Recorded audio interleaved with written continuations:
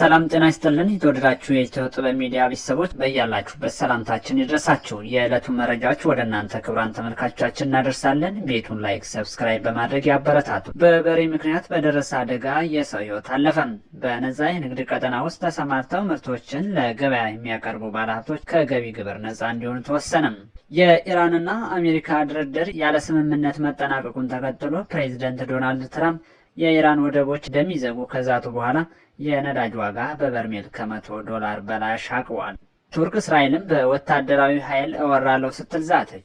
ተመልካቾች አሁን ዜናውን በዝርዝር እናደርሳችኋለን። አብራችሁን ስትቆዩ ያለ መረጃ የሚባክን ጊዜ እንደማይኖር ቃል በመግባት ነው። በቦሌ ክፍለ ከተማ በአንድ በሬ ምክንያት በደረሰ ድንገተኛ አደጋ የሰው ሕይወት አለፈ። በአዲስ አበባ ከተማ ቦሌ ክፍለ ከተማ ወረዳ 6 ጆኒ ጋራጅ ተብሎ በሚጠራው አካባቢ በሚያዝያ 4 ቀን 2018 ዓ.ም ጧት ላይ በበሬ ምክንያት በደረሰ ድንገተኛ አደጋ የአንድ ሰው ሕይወት ማለፉ ተገልጿል። በዚህ አደጋ የ59 ዓመት ግለሰብ በበሬ ተወግተው ሕይወታቸው ያለፈ ሲሆን በሌላ ሰው ላይም ጉዳት ደርሷል። ፖሊስ በወሰደው እርምጃ በሬው ተጨማሪ ጉዳት ሳያደርስ መቆጣጠር መቻሉን አስታውቋል። የአዲስ አበባ ፖሊስ ጠቅላይ መምሪያ በደረሰው አደጋ የተሰማውን ጥልቅ ሐዘን ገልጾ መሰል አደጋዎች እንዳያጋጥሙ የቤት እንስሳትን በሚይዙበት ወቅትም ሆነ በሌሎች አጋጣሚዎች ህብረተሰቡ ተገቢውን ጥንቃቄ እንዲያደርግ አሳስቧል። በነፃ የንግድ ቀጠና ውስጥ ተሰማርተው ምርቶችን ለገበያ የሚያቀርቡ ባለሀብቶች ከገቢ ግብር ነፃ እንዲሆኑ ተወሰነ። በነፃ የንግድ ቀጠና ውስጥ ተሰማርተው ምርቶችን ለገበያ የሚያቀርቡ ባለሀብቶች ከገቢ ግብር ነፃ እንዲሆኑ መወሰኑ ገንዘብ ሚኒስቴር ባወጣው መግለጫ አስታውቋል። የአገራቱ የኢንዱስትሪ ልማት በሚፈልገው መጠን እንዳያድግ ምክንያት ከሆኑት መካከል የካፒታል እጥረት፣ የግብዓት አቅርቦት ችግርና የባለሙያ እጥረት በዋነኛነት ሊጠቀሱ የሚችሉ ናቸው።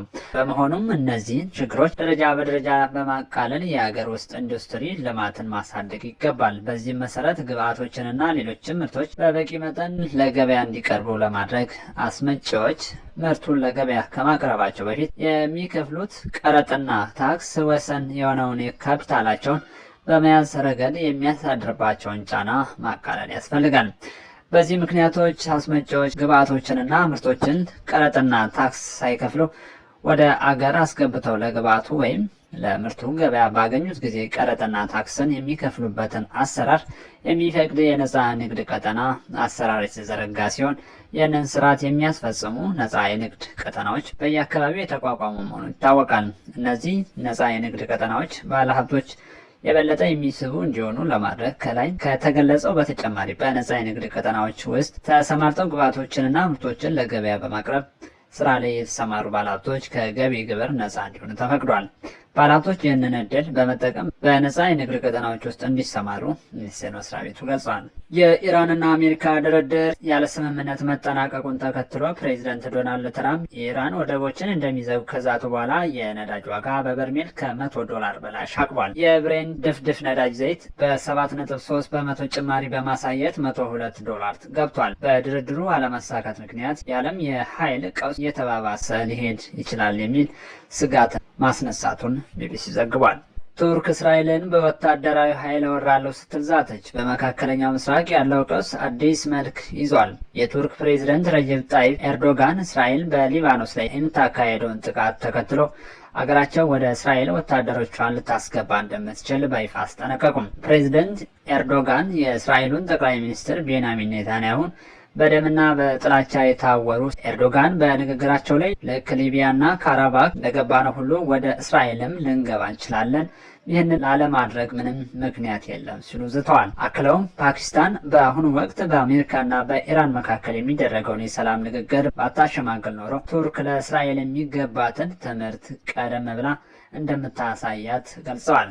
ከዚህ ወታደራዊ ማስፈራሪያ ጎን ለጎን የቱርክ አቃቤ ሕግ በኔታንያሁና በ35 ከፍተኛ የእስራኤል ባለስልጣናት ላይ ክስ መስርቷል። ክሱ በሰብአዊነት ላይ የሚፈጸም ወንጀል፣ የዘር ማጥፋትና ማሰቃየት ነው። በአጠቃላይ ከ4500 ዓመታት በላይ እስራት እንዲፈረድባቸው እየተጠየቀ ነው። ኔታንያሁ በሰጡት ምላሽ ኤርዶጋን የጋዛ የኩርድ ዜጎችን የጨፈጨፈ ነው ሲሉ መልሰዋል። የእስራኤል ብሔራዊ ደህንነት ሚኒስትር ታማር ጊቪር በበኩላቸው ኤርዶጋን እጅግ ባልተገቡ ቃላት ተሳድበዋል።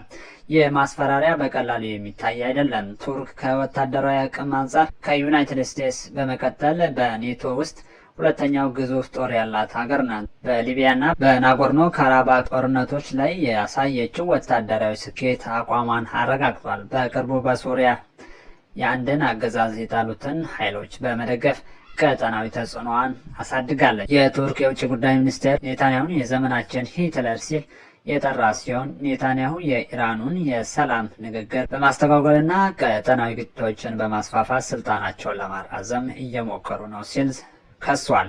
ኔታንያሁ በሀገራቸው ውስጥም የፍርድ ቤት ክስ ስለሚጠብቃቸው ጦርነቱን እንደ መሸሸጊያ የተጠቀሙበት እንደሆነም ተገልጿል። ይህ በሁለቱ ሀገራት መካከል ያለው ፍጥጫ መላውን የመካከለኛው ምስራቅ ወደማይፈለግ መጠነ ሰፊ ጦርነት ሊከት ይችላል የሚል ስጋት በዓለም አቀፍ ማህበረሰብ ዘንድ ፈጥሯል። ተመልካቾች ለሰዓቱ የያዝናቸው ዜናዎች እስካሁኑ ነበር። ነገ በተመሳሳይ ሰዓት በአዲስ መረጃ እስክንገናኝ ጤና ይስጥልን።